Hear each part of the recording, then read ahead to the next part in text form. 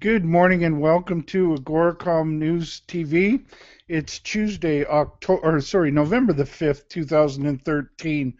I've done my morning homework. I've gone through a bunch of press releases. The goal is to find a bunch of good companies for you to do your homework on and ultimately find some investment winners in there as well. I'm Alan Barry Labucan. I'm the Chief Market Commentator for AGORACOM, and got 10 news releases on the to look at today. We're trying to keep this to around a 10-minute show, so I'm going to get right to it. The first company I wanted to talk about today was PetroWest Corp. They announced that they've completed a previously announced bought deal offering of $17.25 million. They issued total of 21,562,000 Class A common shares at 80 cents to raise that $17.25 million. Very interesting news to me. I like to see these companies that have a good cash position. They're putting that money together for their LNG build out in northeastern British Columbia. So we'll be keeping an eye on that one. Just took a quick look at their stock chart, and today it's been firming up since late September, early October. It's had a nice breakout since then, and some very interesting company to do your homework on. PRW on the Toronto Stock Exchange is that company's symbol. Next company is Avalon Rare Metals. Avalon Rare Metals announced that they've received federal government approval for their Nechalacho project. This is a rare earth project in the Northwest Territories. They've received the local environmental review approval, and now they've got the federal government approval as well. And so now they can start planning on moving forward with that project. It's a very interesting project. Avalon's been a company I've followed for a long time. They've got a really good management team involved there. Just taking a quick look at the stock chart, and it looks like some moving averages are converging there. That's looking like a bullish chart to me. I think that there's a breakout coming here to the upside in the very short term. The stock symbol on that one is AVL, and they also trade on the Toronto Exchange. Next company is Endeavour Silver. Endeavour Silver reports that they earned $12.29 million US in their Q3 2013. Net earnings have increased from 0 to $12.3 million year over year. Adjusted earnings increased by 663%.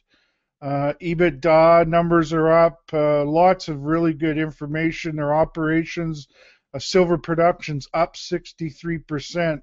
Gold production up 95%. So some excellent numbers in that Endeavour press release. They've got 3 mines down in Mexico. The Guanacevi mine in Durango State, Bolañitos and El Cubo are in the Guanajuato State in Mexico. Just looking at they're one of the one of my favorite go-to sort of silver companies. They've had a good. I like the stock chart. Again, this is one with converging moving averages. It's created some higher lows. Now we need to see some higher highs. Looks like it's ready for a breakout from its current price here. The stock symbol is EDR on the Toronto Exchange, and it is up 13 cents today, so that's a good performer. Next company is BSM Technologies. BSM Technologies announced that they've received a contract to provide 4,000 Sentinel FM units to Bell Canada for use in its mobile fleet. This will bring the number to 10,300 of these mobile Sentinel FM units with Bell Canada under contract. So this is a good company. It's been one of our past picks. Really good new contract there. The stock reacted favorably. It's up $3. It's up 10 cents today to $3. Really bullish stock chart on this one. I think it's got higher to go. I think it's just early in its early in its growth curve, and you like to see them partnering up with companies like Bell Canada. Next company is Timmins Gold. Timmins Gold announced. They actually had two announcements today. I'm going to do the second one first. One was a resource calculation that they had out from their projects. Let me just get this up there. Proven and probable reserves from their San Francisco mine in Sonora, Mexico.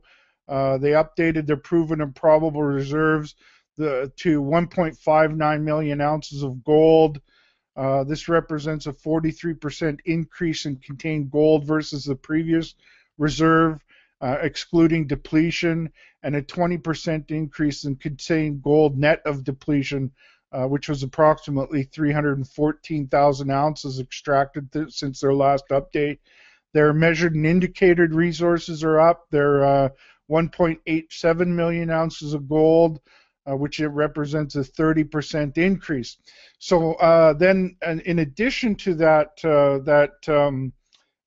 increases in their resource calculations, they also put out an updated mine plan, and they've increased it to 9.5 years at 122,000 ounces of gold per year production based on those reserves. Again, this San Francisco mine is in Sonora, Mexico. Some very good numbers from that. They have a pre-tax in undiscounted cash flows of $489 million at a constant gold price of $1,350. So I think that's pretty conservative to where I see gold going in the near term. Estimated mine life is up. Estimated life of mine production's up. The cash costs are $823 per ounce, including byproducts, so very good margins in there. This is very good news for Timmins Gold. I like the potential to move the stock. It's recently bottomed in October at about $1.35. It had a rally off then. It's pulled back some from there, but I like that it's holding that position, and I would look for it to start breaking out, rallying from here. Next company is Cannamax Resources. Cannamax Resources announced that they've intersected 57.9 meters of 5.23 grams per ton gold. Included in that was 121 grams per ton gold over 1.5 meters at their historic resource area Bruner Gold Project. The Bruner Gold Project is down in Naive County, Nevada. Very good drill results here. It's a good one to do your homework on. Just looking at the stock, it's up $0.015 today. This one also has some converging moving averages, but it's kind of been going sideways for a while. Not giving me a lot of confidence that it's ready for a big breakout. CSQ on the venture exchange is their symbol. Next company is Exelon Resources. Exelon Resources reported net earnings of $3 million during third quarter 2013. The cash flow from operations is $4.8 million before changes in working capital. They sold 603,000 ounces of silver equivalent, including 452,000 ounces of silver, 1.969 million pounds of lead, and little over 2 million pounds of zinc. Their cash cost per silver ounce produced is only $7.77. All in silver cash cost is $10.65. They've got a working capital totaling $11.7 million. So the numbers look good. I'm just pulling up their chart now. Chart looks to be very oversold here. at this $1.30 level. Definitely a company I'm going to consider for the Friday best of the best and weekly news show. EXN is their symbol. They trade on Toronto. Next company is Gold Standard Ventures. Gold Standard Ventures announced that they've had more drilling results, 13.6 meters of 4.01 grams per ton gold, 102 meters of 0.86 grams per ton gold. This is from a project down in Nevada, the railroad project. Very good looking numbers from that company. This is a past pick of mine from the weekly best of the best and weekly news. It's really broken out since early October. I like the way the chart is setting up right now. It's starting to look like a pretty classic bullish trend. GSV on the venture exchange is their symbol. Next company is Seabridge. Seabridge Gold drilled. They announced that they've drilled a spectacular intercept within their deep Kerr deposit at KSM. KSM is a 100% owned project by Seabridge. It's in British Columbia. It's a very large deposit. It's got a big footprint there. And they had a 640 meter intersection of 0.85 grams or percent copper and 0.42 grams per ton gold. So this is a very big, very big deposit they're talking about here at Seabridge's project. The stock, I'm just taking a quick look at the stock here. It's looking oversold as well. I'm liking that it didn't break down from its June yearly low. It's getting pretty close. I'd like to see it start to get a little more bullish at these prices and not test that 890 range or anything like that. SEA is the stock symbol on that one. Next company and final company today is North Arrow.